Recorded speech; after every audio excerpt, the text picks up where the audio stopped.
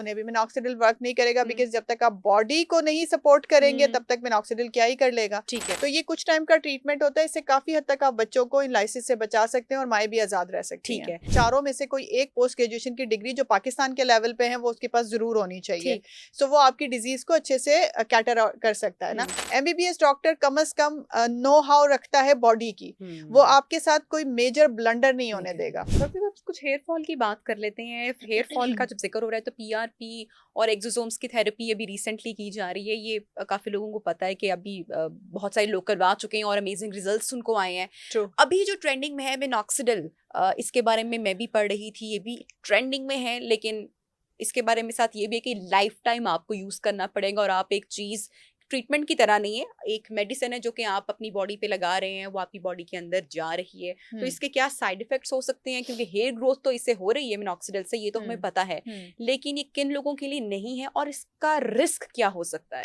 देखिए मिनॉक्सिडिल आप 2% 5% दो कंडीशंस में आता है मिनॉक्सिडिल, और मिनॉक्सिडिल जो है वो यूज ही इस कंडीशन में किया जाता है कि अगर आपको हेयर फॉल का इशू है तो, लेकिन हर हेयर फॉल आपका मिनॉक्सिडिल के लिए भी नहीं है। फॉर सपोज आपको डैंड्रफ है और डैंड्रफ बहुत सिवियरिटी से और वो कॉज है, तो डेफिनेटली मिनॉक्सिडिल आपके लिए बिल्कुल भी अच्छी चॉइस नहीं होगी, क्योंकि अगर आप डैंड्रफ वाले सर में मिनॉक्सिडिल लगाएंगे तो वो मजीद इनहेंस होगी, मजीद आपका बाल गिरेगा बजाय ठीक होने के। तो वो लोग, आपके दोनों तीनों सवालों के मैं साथ साथ जवाब देती जाती हूँ कि वो लोग जिन्हें डैंड्रफ है वो मिनॉक्सिडिल इस्तेमाल नहीं कर सकते। नंबर 2, अगर आपके हेयर फॉल का कॉज जो है विटामिन B12 डेफिशिएंसी है, विटामिन D डेफिशिएंसी है, आयरन डेफिशिएंसी की वजह से हो रहा है, तो मिनॉक्सिडिल उसे कैसे कवर करेगा? आप लगाए जाएं उसे मिनॉक्सिडिल को, हो सकता है समहाउ वो आपका हेयर फॉल कवर कर दे, बट जब तक आप कॉज ठीक नहीं करेंगे वो कभी भी सही नहीं होगा। तो आप मिनॉक्सिडिल को इल्जाम नहीं दे सकते कि जब हमने छोड़ा तो वो बाल दोबारा गिरना शुरू हो गए, बिकॉज आपने कॉज को ठीक नहीं किया था। मिनॉक्सिडिल तो अपना वर्क कर रहा था, बट आपने क्योंकि कॉज ठीक नहीं किया तो वो नहीं ठीक होगा। तो वो लोग जिन्हें ऐसी कोई डेफिशिएंसीज है वो लोग भी मिनॉक्सिडिल यूज नहीं करेंगे अंटिल अनलेस के कॉज को ठीक ना कर लें। नंबर 3 पे, अगर आपका हेयर फॉल किसी बीमारी की वजह से है, फॉर सपोज आपको कोई लिवर इशू है, किडनी इशू है, खुदा ना खास्ता कोई कैंसर जैसी बीमारी है, अगर आपको हेपेटाइटिस हुआ है, आपको डेंगू हुआ, आपको कोविड हुआ, कोई भी क्रॉनिक इलनेस हुई, कोई सिजेरियन सेक्शन आपने करवाया उसके बाद हुआ, कोई आपका ऑपरेशन हुआ जैसे गैल ब्लैडर रिमूव होता है, पथरी निकाली जाती है, सो मेनी थिंग्स, अपेंडिक्स होता है, कोई भी ऐसी चीज जिसमें आप 1 वीक तक बेड रेस्ट पर होते हैं या आप 1 वीक तक बीमार होते हैं, उस कंडीशन में आपका हेयर फॉल बाद में हो सकता है, क्योंकि आपकी बॉडी वीक हो जाती है। उन्हें भी मिनॉक्सिडिल वर्क नहीं करेगा, बिकॉज जब तक आप बॉडी को नहीं सपोर्ट करेंगे तब तक मिनॉक्सिडिल क्या ही कर लेगा। ठीक है। जहां तक बात उसके साइड इफेक्ट्स की है, मिनॉक्सिडिल साइड इफेक्ट उन्हीं कंडीशन में देता है जैसे कि डैंड्रफ वाला सर है, जैसे कि डर्माटाइटिस किसी को हुआ है, एक्जिमा है, सोराइसिस है, उनमें मिनॉक्सिडिल वर्क नहीं करेगा। ठीक है, आपने देखना है कि अगर सिर्फ आपको हेयर फॉल है, कोई और बेसिकली कोई रीजन नहीं है, मिनॉक्सिडिल बहुत अच्छा वर्क करता है। आपका ना सिर्फ हेयर फॉल रोकता है बल्कि वो आपकी हेयर ग्रोथ भी करवाता है। लॉन्ग टर्म तक आप यूज कर सकते हैं, लेकिन समहाउ आपको उसे छोड़ना भी होता है, क्योंकि आप मुस्तकिल तो कोई मेडिसिन नहीं ले सकते।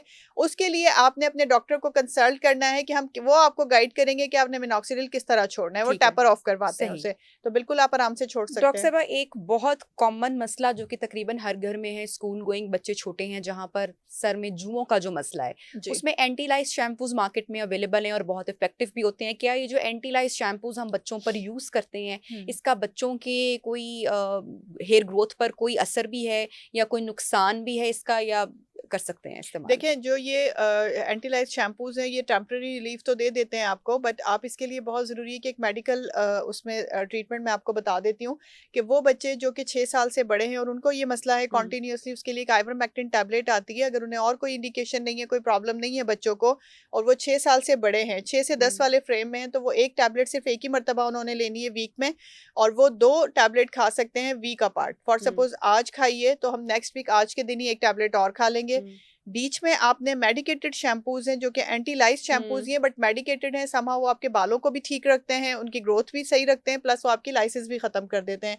उनमें एक निट फ्री के नाम से आता है, एक पैरामिक्स के नाम से आता है। वो आपने वीक में एक मरतबा सिर्फ यूज करना है, और फिर आप पूरा वीक एहतियात करें कि शावर लेने के बाद आपने वो जो बारीक वाली कंघी होती है उससे डेली अपने बच्चों के बालों को कंघी करें, ताकि वो जुएं जो कि मर रही हैं उस टैबलेट के असर से या फिर उस शैम्पू के असर से, वो निकलती चली जाए, आपके बालों में इकट्ठा होकर हाइजीन खराब ना करें। तो ये कुछ टाइम का ट्रीटमेंट होता है, इससे काफी हद तक आप बच्चों को इन लाइसिस से बचा सकते हैं और माएँ भी आजाद रह सकती हैं। ठीक है डॉक्टर साहब, आखिरी सवाल आपसे कि अब बहुत सारे अनक्वालिफाइड लोग भी हम देखते हैं कि हैं जो कि लोगों की ट्रीटमेंट्स कर रहे हैं। आपने भी प्रोग्राम के आगाज़ में बताया कि बहुत सारा नुकसान उठा के आपके पास लोग आते हैं। तो जी। कैसे हम एक आम इंसान जो कि जिसका इतना एक्सपोज़र नहीं है, फर्स्ट टाइम बाहर जा रहा है, उसको कैसे पता चलेगा कि प्रोफ़ेशनल कौन है और चीप क्लिनिक कौन से हैं? देखिए, इसका बहुत आसान तरीका नबीहा ये है कि जब भी आपने किसी डर्मेटोलॉजिस्ट को रीच करना है या डॉक्टर को रीच करना है या किसी एस्थेटिक क्लिनिक की फेमस होने की वजह से हुँ, आपने उनके पास जाना है, तो आप ज़रूर वो जो डॉक्टर पर्टिकुलर वहाँ बैठे हैं उनकी डिग्रीज़ का आपको पता होना चाहिए। हुँ, आजकल बहुत ईज़ी है, चैट जीपीटी, गूगल हुँ, आपको पर्टिकुलर बंदे का नाम आप डालें, आपको उनकी सारी डिटेल्स दे देते हैं, ठीक है हुँ, ना?